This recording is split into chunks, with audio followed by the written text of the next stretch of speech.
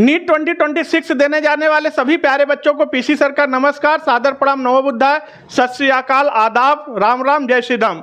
NEET 2026 देने वाले बच्चों की स्थिति बहुत नाजुक स्थिति चल रही है। उनसे पूछो बेटा कहाँ रहते, बोलते हैं टेंशन में रहते हैं। नहीं बोले कहाँ हो, बोले सदमे में हैं। बच्चों ये पैनिक स्थिति सबके साथ है, इसको तुम थोड़ा मेंटेन करो। ये 35-40 दिन का खेल है, अगर इसको मेंटेन नहीं कर पाओगे तो बहुत अच्छा पढ़ने वाला बच्चा भी सिलेक्शन हाथ से चला जाता है और एक एवरेज नॉर्मल बच्चा भी सिलेक्शन पा जाएगा। क्योंकि इस समय जो मेंटेन कर ले गया, प्रेशर सबके ऊपर है। याद रखना, अगर बायो में बहुत अच्छा स्कोर कर सकते हो तो केमिस्ट्री तुम्हें मेडिकल कॉलेज अच्छा दिला सकती है और फिजिक्स अच्छा रैंक बना सकती है। तीनों का बिल्कुल पैक्ड गेम है। फिजिक्स, केमिस्ट्री, बायोलॉजी इस समय 30-35-40 दिन में तुम्हारे पास फिजिक्स, केमिस्ट्री, बायोलॉजी, एनसीईआरटी के अलावा कुछ भी नहीं होना चाहिए। केवल रूम पैक स्टडी करना है। तुम्हारे पास स्टडी मटेरियल के अलावा कोई दोस्त नहीं, कोई फ़ोन कॉल नहीं, कोई चैटिंग नहीं, सोशल मीडिया नहीं, कुछ नहीं। केवल तुम्हें पढ़ाई पर ही फोकस करना है। क्योंकि नीट 2025 का पेपर आपने देखा, पेपर टफ जरूर था, लेकिन आप ये नहीं बोल सकते कि पेपर उसमें से करने लायक क्वेश्चन नहीं था।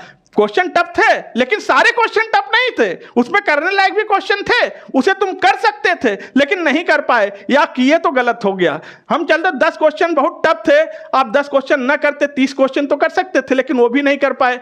पेपर का ही मोड होता है, कंपटीशन का पेपर है। पेपर फिजिक्स, केमिस्ट्री, बायोलॉजी में एक पेपर तो डाइवर्स जाएगा ही जाएगा, चाहे 2026 में भी देख लेना। एक पेपर तो डिस्टर्ब रहेगा ही रहेगा, चाहे कभी फिजिक्स डिस्टर्ब हो जाती है, कभी केमिस्ट्री डिस्टर्ब कर देते हैं, कभी बायो डिस्टर्ब कर देते हैं, दो को सही रखते हैं। तो इस तालमेल का जो ये पैटर्न है, इसे बैलेंस करना तुम्हें आना चाहिए। क्योंकि टाइमिंग का खेल जो सीख गया वो लाइफ में सक्सेस हो गया। जो वक्त को समय देता है, जो वक्त की महत्व को समझता है, वक्त समाज में उसका इज्जत बढ़ा देता है। टाइम मैनेजमेंट तुम समझ सकते हो। चाय में बिस्कुट डुबो के खाते हो, अगर बिस्कुट ज्यादा समय तक डुबोए रहे तो चाय में टूट के गिर जाएगा, और अगर पहले निकाल के खा लिया, मुंह में डाल लिया, तो खाने का आनंद नहीं आएगा। यही टाइम मैनेजमेंट है। तुम फिजिक्स, केमिस्ट्री, बायोलॉजी को कैसे मैनेज करोगे? कई लोग बोलते हैं सर क्वेश्चन बहुत टफ आ गया इसलिए हम मैनेज नहीं कर पाए। क्वेश्चन टफ हमेशा आएगा या नहीं आएगा वो कोई फर्क नहीं पड़ता रैंक पर।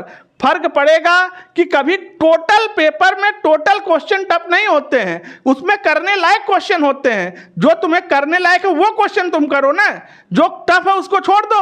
उसको करोगे तो कोई ज्यादा मार्क्स थोड़ी मिलेंगे, तुम उसको छोड़ो, लेकिन जो कर सकते हो उसको भी तो तुम नहीं कर पाए। यही तो गलती कर दिए। आता हुआ क्वेश्चन जब तुम नहीं कर पाते हो, तकलीफ का विषय यह है।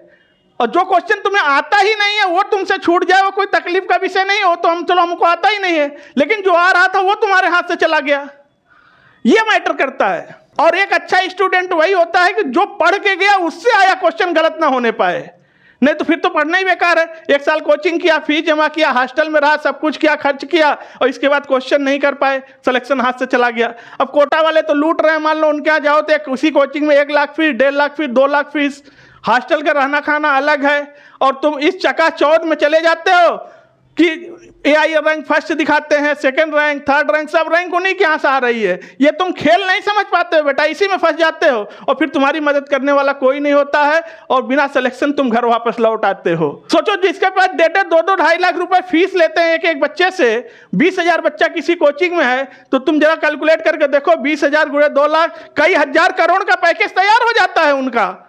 तुमको क्या मिला? तुमको कुछ नहीं मिला, तुम खाली चकाचौंध की दुनिया में खोट के रह गए और तुम्हारे हाथ से सिलेक्शन चला गया। अब 20,000 बच्चे में तो 100 बच्चा अपने आप जीनियस पढ़ने वाला मिल ही जाता है, और नहीं पढ़ाता कोई तो भी सेलेक्ट हो जाता। अब वो AI rank first, second, third rank छाप के, वो सब रैंक बिके हुए रैंक है, वो खरीद लेंगे। जिसके पास इतना पैसा होगा खरीद लेगा। ये बात पीसी सर इसलिए बोल रहे हैं कि चूंकि पीसी सर इंडिया का top most content, lecture, study material, mentorship सब कुछ फ्री ऑफ कास्ट देते हैं नीट जेईई की तैयारी करने वाले बच्चों को। पीसी ग्रुप प्लेटफॉर्म पर न तो मैं कोई कोर्स सेल करता हूं, न कोई कोर्स आगे सेल करूंगा, ये खुला बोलते हैं पीसी सर, इसलिए पीसी सर बोल रहे हैं। इसलिए वीडियो को लाइक और चैनल को सब्सक्राइब जरूर करना, एक प्यारा कमेंट भी करना। क्योंकि कहानी से नहीं आता, पहेली से नहीं जाता, ये छाला क्यों गरीब की हथेली से नहीं जाता, उसे आना होगा पीसी ग्रुप की गुमनाम गलियों में। ये कंपटीशन का रास्ता है, किसी की बाप की हवेली से नहीं जाता।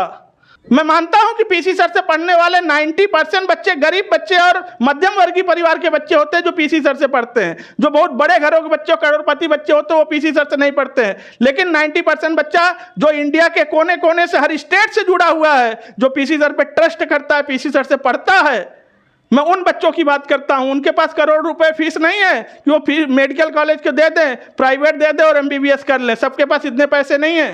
फिर तुम्हें ये बड़ी बड़ी कारपोरेट बिजनेस और कारपोरेट कोचिंग वाले तुम्हें रिपीटर बना देंगे, 4-7 साल का रिपीटर हो जाओगे, फिर तुम बेकार हो जाते हो, फिर सिलेक्शन नहीं पाते हो।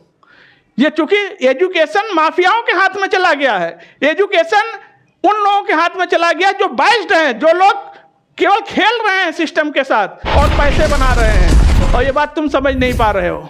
इसलिए बच्चों अपने कैरियर पे ध्यान दो, जैसे बता रहा हूं उस तरह से तैयारी करो, सिलेक्शन तुम्हारे हाथ में आएगा, घबराने की बात नहीं है। थोड़ा सा पेशेंस रखना सीखो। तुम्हें नहीं यकीन हो, कभी कोटा जाके देख लेना, कोटा का क्या हाल है, कोटा में कैसे व्यापार चल रहा है। पूरा व्यापार है, पूरा व्यापार सेट है, पूरा बिजनेस सेट है। वहां बच्चे के कैरियर से नहीं मतलब है, वहां उन्हें अपने तिजोरियां भरनी है। लेकिन तुमको क्या मिला? तुमको कुछ नहीं मिला। तुम नॉट क्वालिफाइड हो गए, 4-6 साल तैयारी किए, रिपीटर बन गए, फिर किसी लायक नहीं बचे, तुम हट गए वहां से। उनके ऊपर कोई फर्क नहीं पड़ा। और उस चकाचौंध में जो तुम्हें बड़े बड़े पेपर में बैनर होल्डिंग में दिखाते हैं, ये फर्स्ट रैंक, ये सेकंड रैंक, ये थर्ड रैंक, सब हमारे यहाँ से है, वो सब बिके हुए रैंक्स होते हैं। पैसे फेंक के कोई भी खरीद सकता है। लोग नहीं लेते भैया, हम लोग ये धंधा नहीं करते हैं, हम लोग गरीब बच्चे पढ़ा के ही खुश रहते हैं। अगर आप लोग पीसी सर की बातों से सहमत हो, आपको लगता है पीसी सर सही बोल रहे हैं, तो वीडियो को लाइक करो, चैनल को सब्सक्राइब करो, एक प्यारा कमेंट करो। फिर मिलते हैं नेक्स्ट वीडियो में, तब के लिए थैंक यू, टेक केयर।